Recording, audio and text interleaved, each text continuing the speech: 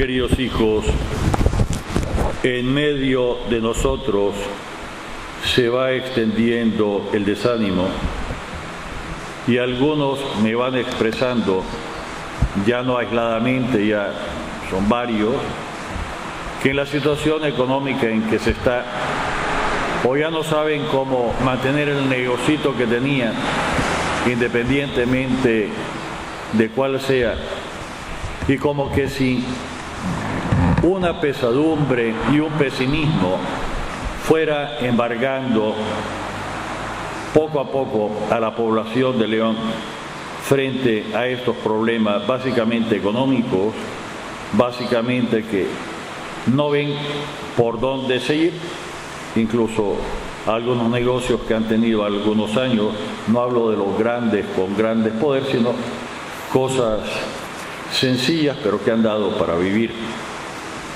Y algunos se mueven entre endeudarse con el banco o seguirse endeudando más y no encuentran horizonte.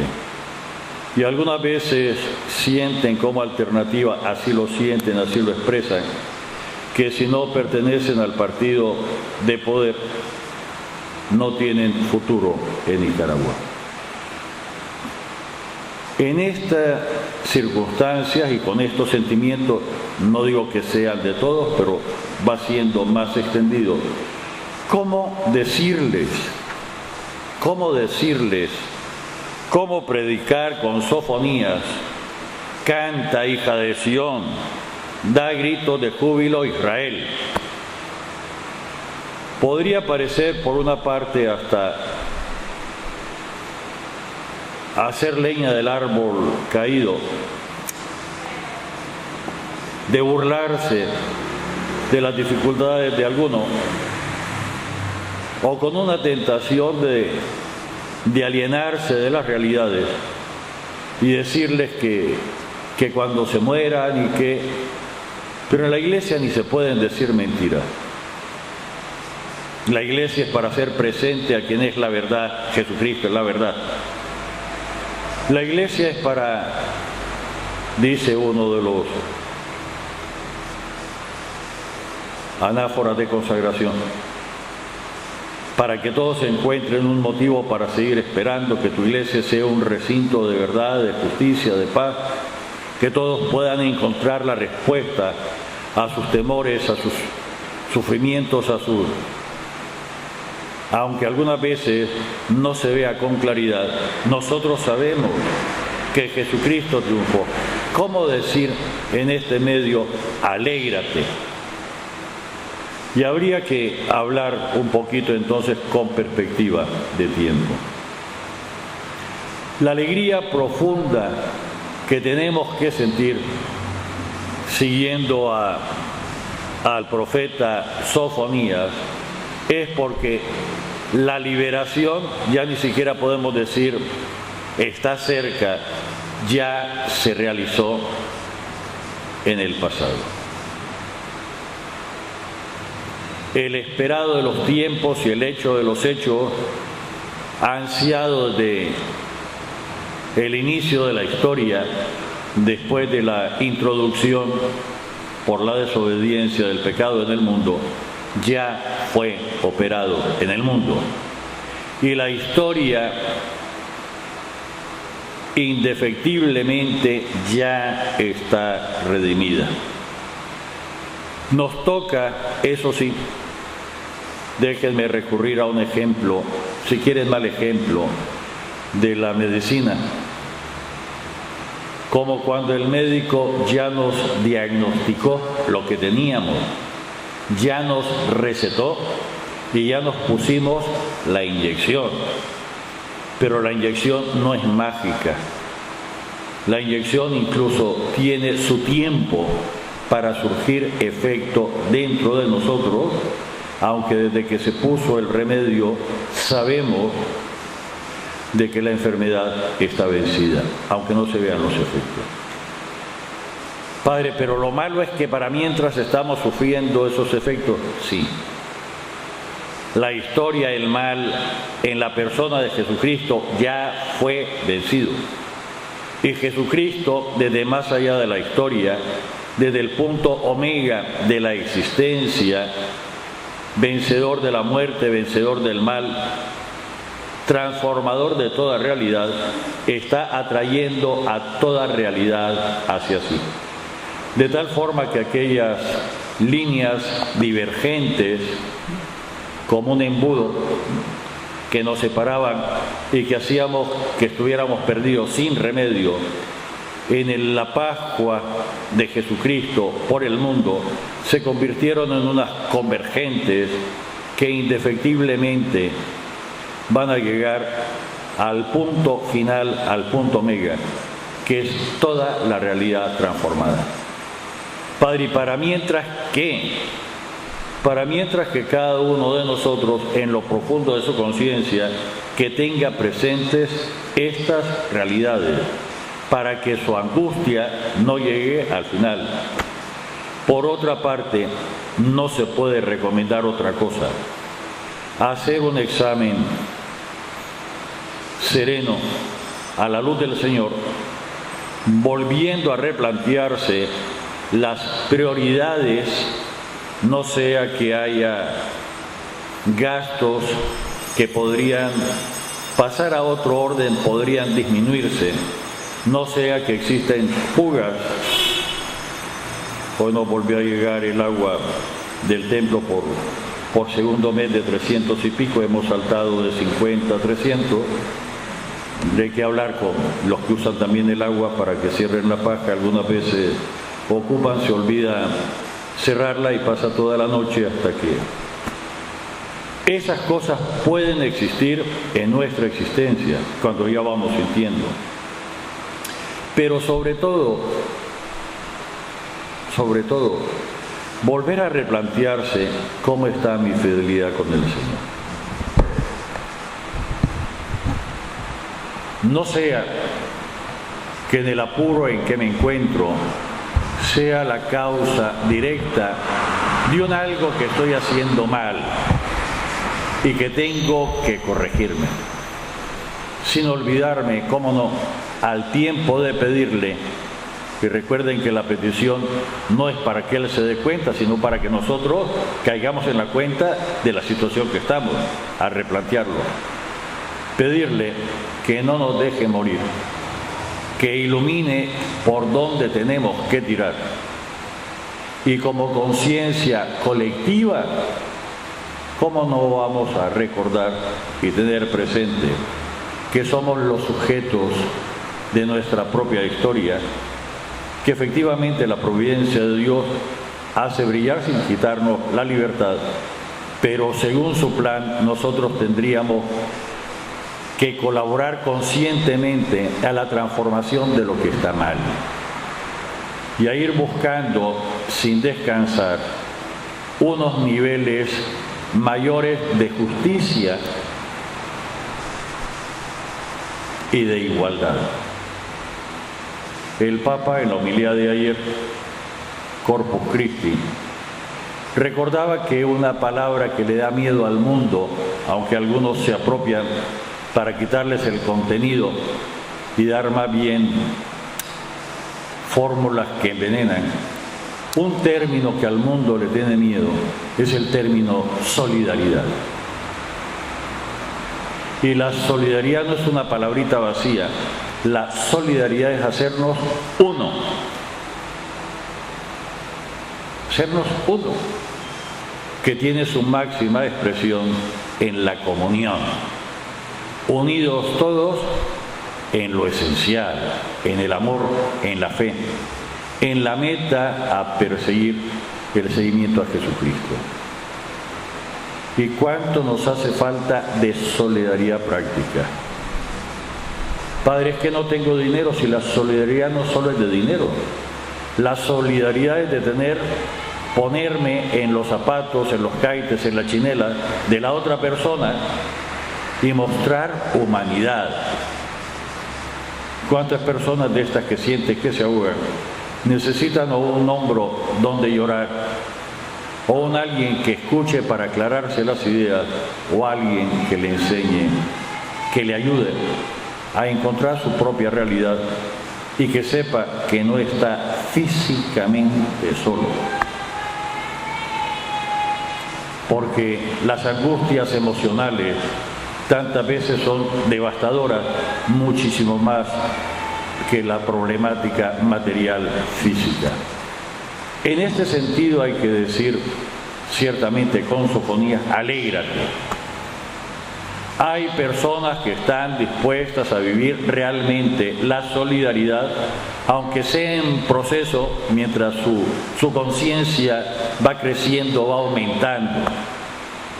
Hay personas que están dispuestos realmente a vivir a profundidad su fe sin hacer estos divorcios entre lo que digo creer y mis actos concretos. Hay personas que están dispuestas a poner la norma suprema del amor en los ámbitos en que se mueve, existe, sea político, incluso partidario, sea económico o sea social. Y este germen, esta luz, esta levadura, esta sal, precisamente no solo es Jesucristo, sino de los que nos decimos seguidores de Jesucristo. Este es el punto de la alegría. No solo recordar con nuestra sabiduría popular que no hay mal que dure 100 años, porque la misma sabiduría nos dice, ni cuerpo que lo resista. Pues bien, en la línea de esta solidaridad, quisiera leer hoy el bellísimo evangelio que la Iglesia pone para este día, tomado de San Lucas, capítulo 1, versos 39 al 56. La primera lectura de Sofonías era el capítulo 3, versos 14 al 18. Ha ocurrido en el Evangelio que el arcángel San Gabriel ha ido a visitar ya a María y le ha ofrecido el proyecto de ser la mamá del Señor. La anunciación que nosotros celebramos y recordamos el 25 de marzo ya ocurrió.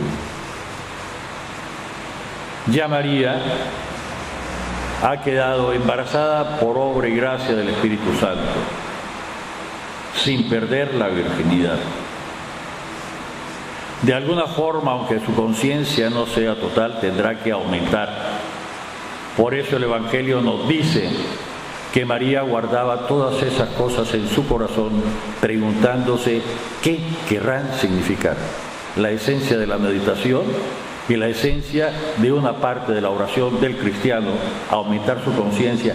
¿Qué significa? ¿Por dónde tengo que tirar? ¿Qué me dice el Señor con ello? Y se va presurosa. Ella vive al norte, en Nazaret. Hoy diríamos lenguaje nuestro, diríamos en el departamento de la Galilea. Y va hacia el sur, diríamos nosotros, al departamento de Judea, pasando por el departamento de Samaria, o si quieren la región, nunca me gustó mucho el término para Nicaragua, deja una región, va a otra región. No me gusta porque eran regiones militares, que englobaban varios departamentos.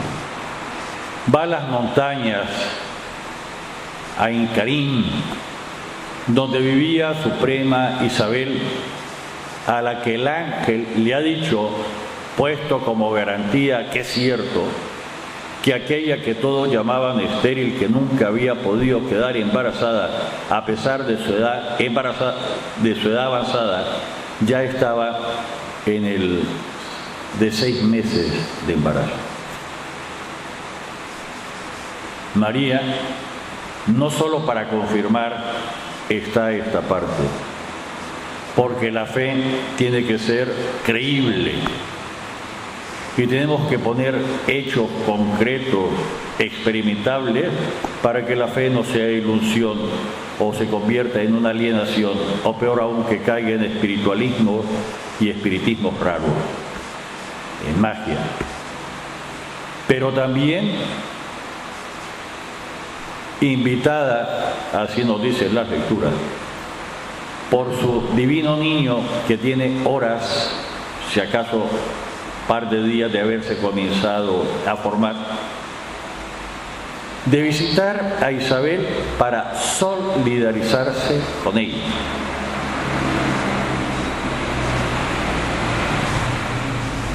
Siempre, sobre todo hace 2000 años, el parto de una mujer y la gestación, sobre todo en los últimos meses, es algo muy delicado e incómodo.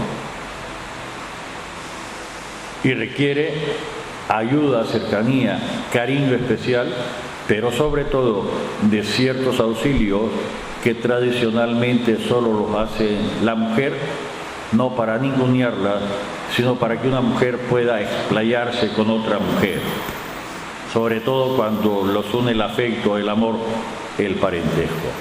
María va a solidarizarse con Isabel, va a ayudarle en las labores de la casa en estos 3 meses de embarazo, y seguramente con la idea no de hacer partera propiamente, pero de darle todos los problemas del parto y del cuidado del niño que tiene que nacer. Y la única noticia que tiene María es precisamente el anuncio del ángel. Padre, pero eso es que ir a ver para cerciorarse nuestra naturaleza humana. Dios bien lo sabe. Necesita bases para creer.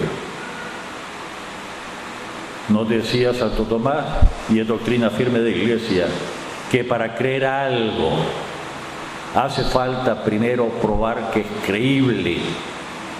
Si no, no me convenzo, o estoy cayendo en la magia, o estoy cayendo en espiritismos o espiritualismos alienantes y desgarradores que no son la verdad. Pues va.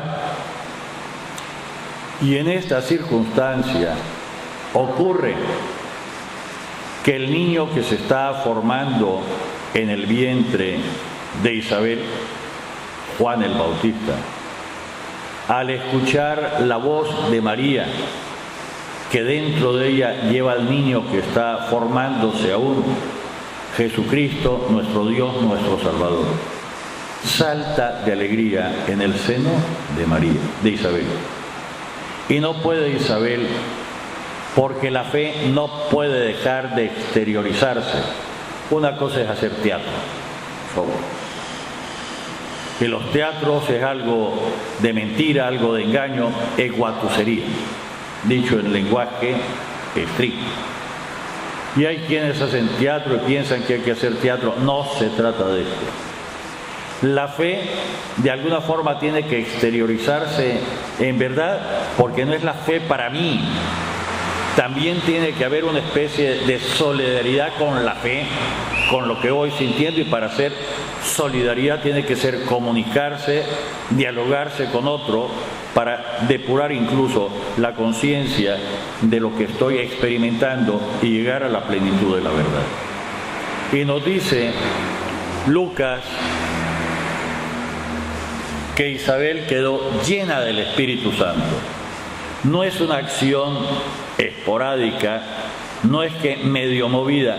Isabel quedó llena del Espíritu Santo, y si es llena, no hay capacidad en Isabel para recibir más. Y si está llena del Espíritu Santo, lo que va a seguir es el Espíritu Santo aprovechando la corporeidad de Isabel.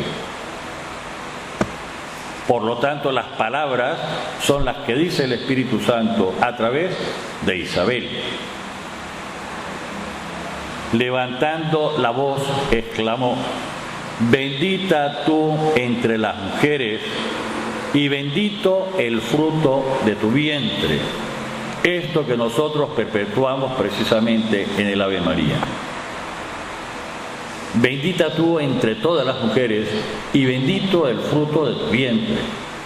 Nosotros explicitamos, para que nadie se equivoque, que el fruto del vientre de María es Jesús, nuestro Salvador, nuestro Dios, nuestro Redentor.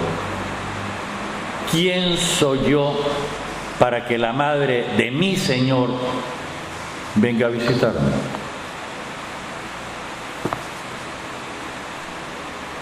No hay otra fuente de conocimiento para Isabel, sino el propio Espíritu Santo que la ha llenado, este Espíritu Santo que nos lleva a la plenitud de la verdad.